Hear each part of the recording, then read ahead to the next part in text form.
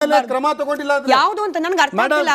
ಆ ಕಾರ್ಯಕ್ರಮದಲ್ಲಿ ಭಾಗಿಯಾಗಿದ್ದ ಕೈಯಲ್ಲಿ ಕಾರ್ಯಕ್ರಮದಲ್ಲಿ ಭಾಗಿಯಾಗಿದ್ದಕ್ಕೆ ಯಾರು ಅಭ್ಯಂತರ ಇಲ್ಲ, ಯಾರು ಪ್ರಶ್ನೆ ಮಾಡ್ತಾ ಇಲ್ಲ. ನಾನು ಇವತ್ತು ಹೇಳ್ತಿರೋದು ಏನು ಅಂತ ಹೇಳಿದ್ರೆ, ಡಿಸಿ ಹೋಗ್ಬಿಟ್ಟು ಒಂದು RSS ಧ್ವಜವನ್ನ ಹಾರಿಸ್ಬಿಟ್ರೆ ನನಗೆ ಅದು ಕ್ಲಾರಿಟಿ ಇಲ್ಲ ಮೇಡಮ್. ಮತ್ತೆ ಯಾಕೆ ಅಬ್ಜೆಕ್ಟ್ ಮಾಡ್ತಿದ್ದೀರಿ? ಹನುಮ ಧ್ವಜ ಅಂದ್ರೆ ಏನು, ಭಗವಾ ಧ್ವಜ ಅಂದ್ರೆ ಏನು, RSS ಧ್ವಜ ಅಂದ್ರೆ ಏನು, ಕೇಸರಿ ಧ್ವಜ ಅಂದ್ರೆ ಏನು, ಇವ್ರಿಗೆ ಇಷ್ಟಪಟ್ಟಂಗೆ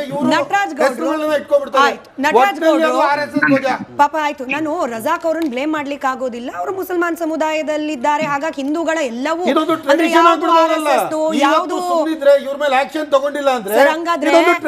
ಹಾಸನಾಂಬೆ ಉತ್ಸವದಲ್ಲಿ ಭಾಗಿಯಾಗುವ ಜಿಲ್ಲಾಧಿಕಾರಿನೂ ನೀವು ಅಬ್ಜೆಕ್ಟ್ ಮಾಡಬೇಕು.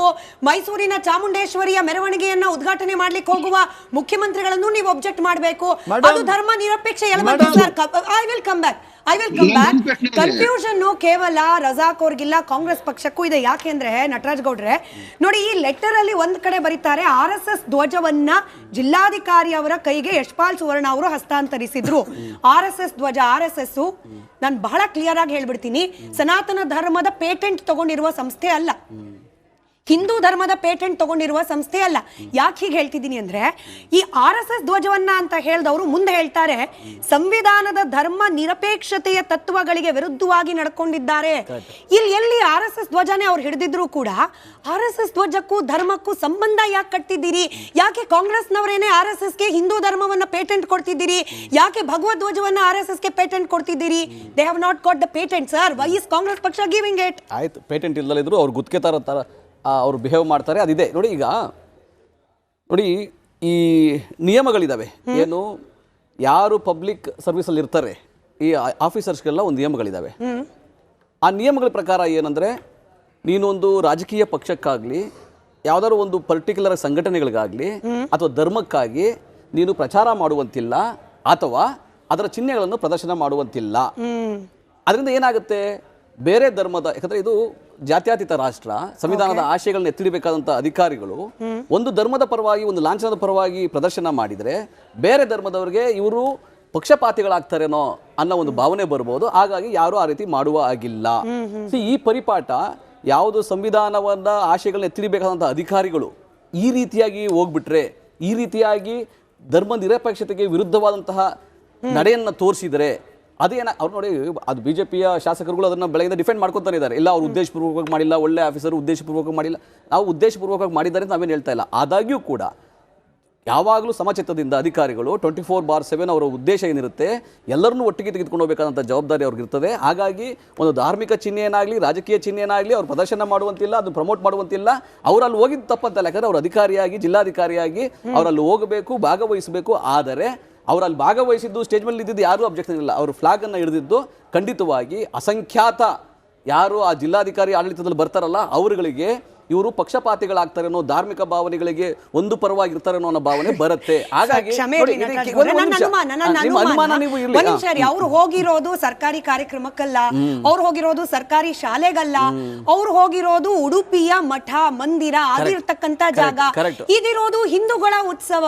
ಹಿಂದೂಗಳಿಗೆ ಅವರ ಧರ್ಮದ ಧಾರ್ಮಿಕ ಭಾವನೆಗೆ ಉತ್ತೇಜನ ಆಗೋ ರೀತಿಯಲ್ಲಿ ಭಗವದ್ ಧ್ವಜವನ್ನ ಹಾರಿಸಿದ್ದು ಯಾರಿಗೂ ಅಬ್ಜೆಕ್ಷನ್? ಅಸಂಖ್ಯಾತರು ಯಾರ್ಯಾರು ಹೇಳ್ಬೇಡಿ ಸರ್. ಅಸಂಖ್ಯಾತರ ಧಾರ್ಮಿಕ ಭಾವನೆಗೆ ಧಕ್ಕೆ ಅಂತಲ್ಲ, ಅಸಂಖ್ಯಾತರು ಯಾರು? ಯಾರಿಗಪ್ಪ ನೋವಾಯ್ತು? ಈ ಧ್ವಜ ತೋರಿಸಿದ್ದು ಯಾರಿಗೆ ನೋವಾಯ್ತು? ನೋಡಿ, ನಾನು ಯಾವುದೇ ಅಧಿಕಾರಿ, ಜಿಲ್ಲಾಧಿಕಾರಿ, ತಹಸೀಲ್ದಾರ್ ಅಧಿಕಾರಿಗಳಾಗ್ಬೋದು, ಯಾವುದೇ ರೀತಿಯ ಅಧಿಕಾರಿಗಳು ಒಂದು ನಿಯಮಗಳಿರ್ತವೆ ಅವರಿಗೆ. ಆ ನಿಯಮಗಳ ಪ್ರಕಾರ ಒಂದು ಧರ್ಮ, ಒಂದು ಪಕ್ಷ ಅಥವಾ ಒಂದು ಆರ್ಗನೈಸೇಷನ್ ಪರವಾಗಿ ತೋರಿಕೆಯನ್ನ, ಒಂದು ಪ್ರದರ್ಶನವನ್ನು ಮಾಡುವಂತಿಲ್ಲ. ಇದು ಸ್ಪಷ್ಟ. ಆದಾಗ್ಯೂ ಕೂಡ ಅವರಲ್ಲಿ ದೇವಸ್ಥಾನಕ್ಕೆ ಹೋಗಿದ್ದಾರೆ, ಯಾರ್ದು ಅಬ್ಜೆಕ್ಷನ್ ಇಲ್ಲ. ತೀರ್ಥ ಪ್ರಸಾದ ತಗೊಂಡ್ರು, ಪೂಜೆ ಮಾಡಿದ್ರು, ಯಾರಿಗೂ ಅಬ್ಜೆಕ್ಷನ್ ಇರಲಾರದು. ಯಾಕಂದ್ರೆ ಅದ್ರಲ್ಲಿ ಭಾಗಿಯಾಗಬೇಕು. ಆದರೆ ಈ ರೀತಿಯಾಗಿ ಧ್ವಜ ಪ್ರದರ್ಶನ ಮಾಡಿದ್ದು ಖಂಡಿತವಾಗಿ ಅಬ್ಜೆಕ್ಷನ್ ಇದೆ.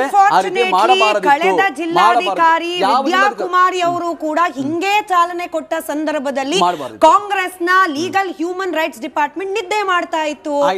ಸರ್ಕಾರ ಕೈಯಲ್ಲಿದೆ, ಕೇಳಬಾರದು ಅಂತಲ್ಲ ಸರ್, ಕೇಳ್ತಾ ಇರುವ ವಿಧಾನ ಇದೆಯಲ್ಲ. ಪಾಪ RSS ಧ್ವಜ ಹಿಡ್ಕೊಂಡಿದ್ದಾರಾ ಗೊತ್ತಿಲ್ಲ, ಇದು ಹಿಂದೂ ಧರ್ಮದ ಸಂಕೇತವಾಗಿ ಧ್ವಜ ಹಿಡ್ಕೊಂಡಿದ್ದಾರಾ ಗೊತ್ತಿಲ್ಲ. Your party itself is confused and you are making people confused. ನೀವು ಕನ್ಫ್ಯೂಸ್ ಮಾಡ್ಕೊಂಡು ಇಟ್ಕೊಂಡು ಜನರನ್ನು ಕನ್ಫ್ಯೂಸ್ ಮಾಡ್ಲಿಕ್ಕೆ ಹೊರಟಿದ್ದೀರಿ. ಸುಧಾಕರ್ ಅವರೇ ಹೇಳಿ, ಅದನ್ನು ಫುಲ್ ಸ್ಕ್ರೀನ್ ಅಲ್ಲಿ ಒಮ್ಮೆ ತೋರಿಸ್ಬಿಡಿ. ಅದು RSS ನ ಧ್ವಜಾನ ಒಂದು ಸಂಘಟನೆ ಅಥವಾ ಒಂದು ಧರ್ಮಕ್ಕೆ ಸಂಬಂಧಪಟ್ಟ ಧ್ವಜದ ಪ್ರದರ್ಶನ. ಇದು RSS ಧ್ವಜಾನ ಸರ್? ಇದು RSS ಧ್ವಜಾನ? ಮೇಡಮ್, ಈಗ ರಜಾಕ್ ಅವರು ಹೇಳಿದ್ರು RSS ಧ್ವಜ ಪ್ರದರ್ಶನ, ನಟರಾಜ್ ಅವರು ಅದು ಪುನರುಚ್ಚಾರಣೆ ಮಾಡಿದ್ರು. ನೀವು ಕೇಳಿದ್ರಿ ಕನ್ಫ್ಯೂಸ್ ಇರಬಾರ್ದು ಮೇಡಮ್. ಅದು RSS ಧ್ವಜ ಅಲ್ಲ ಅನ್ನೋದು 100% ರೈಟ್, ಸ್ಪಷ್ಟ ಇರಲಿ ಅವ್ರಿಗೂ. ಯಾಕಂದ್ರೆ ಡೇಟು ಇಸ್ವಿ ಗೊತ್ತಾಗ್ಬೇಕಲ್ಲ. 1925ಕ್ಕಿಂತ ಮುಂಚಿತವಾಗಿ ರಾಷ್ಟ್ರೀಯ ಸ್ವಯಂ ಸೇವಕ ಸಂಘ ಪ್ರಾರಂಭ ಆಗುವ ಮುನ್ನ ಭಗಧ್ವಜ ಇದೆ. ಇದು ರಾಮಾಯಣ ಮಹಾಭಾರತದಲ್ಲಿದೆ. ಹಾಗಾಗಿ ನಾವೇನು ಹೇಳ್ತೀವಿ ಸ್ಪಷ್ಟ, ಅದು RSS ಧ್ವಜ ಅಲ್ಲ. ಎರಡನೇದು, ರಜಾಕ್ ಮತ್ತು ನಮ್ಮ ದೇವರಾಜೇಗೌಡರು ಬಹಳ ಸ್ಪಷ್ಟವಾಗಿ ಹೇಳಿದ್ರು. ನಟರಾಜ್ ಗೌಡರು ಅವರಿಗೆ ಅಧಿಕಾರಿಗೆ ರೂಲ್ಸ್ ಅಂಡ್ ರೆಗ್ಯುಲೇಷನ್ಸ್ ಇರುತ್ತೆ. ಯಾವ ರೂಲ್ಸ್ ಅಂಡ್ ರೆಗ್ಯುಲೇಷನ್ ಫ್ರೇಮ್ ಮಾಡಿರೋದು ಸಂವಿಧಾನದ ಅಡಿಯಲ್ಲಿ. ನೋಡಿ, ಸಂವಿಧಾನದ ಈ ವಿಧಿ ಹೇಳಕ್ ಮುಂಚೆ ಶ್ರೀರಂಗಪಟ್ಟಣದಲ್ಲಿ ಒಂದು ಟಿಪ್ಪು ಉರ್ಸ್ ನಡೆಯುತ್ತೆ. ಅಲ್ಲಿ ಅದು ಮಸೀದಿಯಿಂದ ಪ್ರಾರಂಭ ಆದಾಗ ರಜಾಕ್ ಅವ್ರಿಗೆ ಅದು ಗೊತ್ತಿರ್ತದೆ. ಅಲ್ಲಿನ ಪುರಸಭೆ ಅಫಿಷಿಯಲ್ ಆಗಿ ಪುಷ್ಪಾರ್ಚನೆ ಮಾಡ್ತದೆ. ಅದೇ ರೀತಿ ನೀವು ಹೇಳಿದಾಗೆ ನಂಜನಗೂಡು ರಥೋತ್ಸವ ಇರ್ಬೋದು, ಚಾಮುಂಡಿ ಉತ್ಸವ, ನಿಮಗೆ ಯಾವ್ದು ಪುಷ್ಪಾರ್ಚನೆಗೆ ಇವ್ರಿಗೆ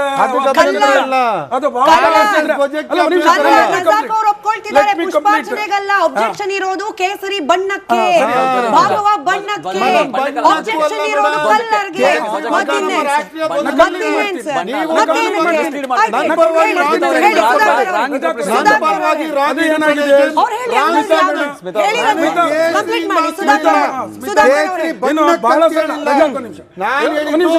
ಒಂದು ಸಂವಿಧಾನಿಕ ಪದದಲ್ಲಿದ್ದು ಸೆಕ್ಯುಲರಿಸಮ್ ದರ್ಶಿಸಬೇಕಾಗಿತ್ತು.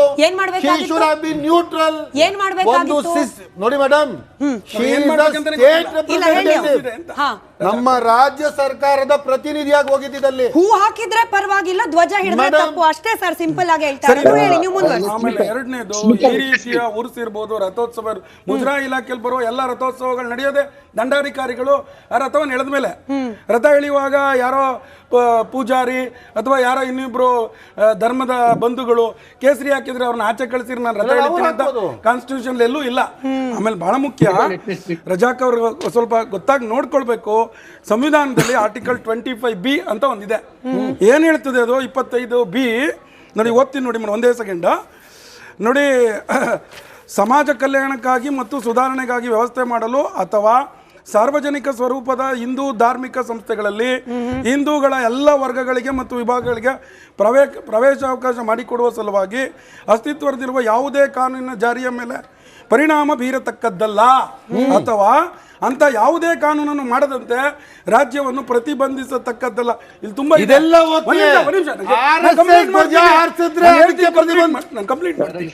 ಏನ್ ಕೇಳಿದ್ರಿ ಇದ್ರ ಪ್ರಕಾರ?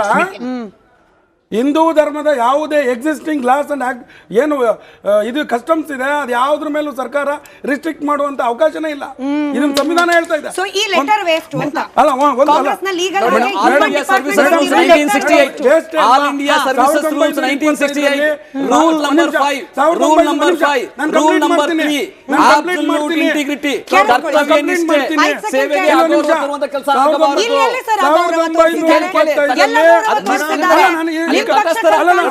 ರಾಜಕೀಯವಾಗಿ ಧಾರ್ಮಿಕವಾಗಿ ತಟಸ್ಥರಾಗಿರಬೇಕು. ರಾಜಕೀಯವಾಗಿ ಧಾರ್ಮಿಕವಾಗಿ ತಟಸ್ಥರಾಗಿರಬೇಕು. ಭಾರತೀಯ ನಾಗರಿಕ ಸೇವಾ ನಡವಳಿಕೆ ನಿಯಮಗಳು ನಿಯಮ 5 ನಿಯಮ 3 ಅದರ ಪ್ರಕಾರ ರಾಜಕೀಯವಾಗಿ ಧಾರ್ಮಿಕವಾಗಿ ಅಧಿಕಾರಿಗಳು ತಟಸ್ಥರಾಗಿರಬೇಕು. ಅವರು ಸಂವಿಧಾನದ ಆಶಯಗಳನ್ನು ಎತ್ತಿ ಹಿಡಿಯಬೇಕು, ಜಾತ್ಯತೀತವಾದವನ್ನು ಎತ್ತಿ ಹಿಡಿಯಬೇಕು. ಯಾವುದೇ ಧಾರ್ಮಿಕವಾದ ಯಾವುದೇ ರಾಜಕೀಯವಾದ ಚಿಹ್ನೆಗಳನ್ನಾಗ್ಲಿ ಬಾವುಟಗಳನ್ನಾಗಿ ಪ್ರದರ್ಶನ ಮಾಡುವಂತಿಲ್ಲ.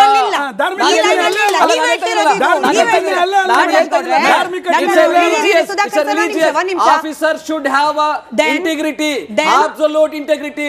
There is no deviation, there should not be any deviation. Correct. ಅಲ್ಲಿಗೆ ನಟರಾಜ್ ಗೌಡ್ರೆ, ಇನ್ಮೇಲೆ ಹಾಸನಾಂಬೆ ವಿಚಾರದಲ್ಲಿ ಡಿಸಿಗೆ ಹಾಕಬೇಡಿ ಜವಾಬ್ದಾರಿ.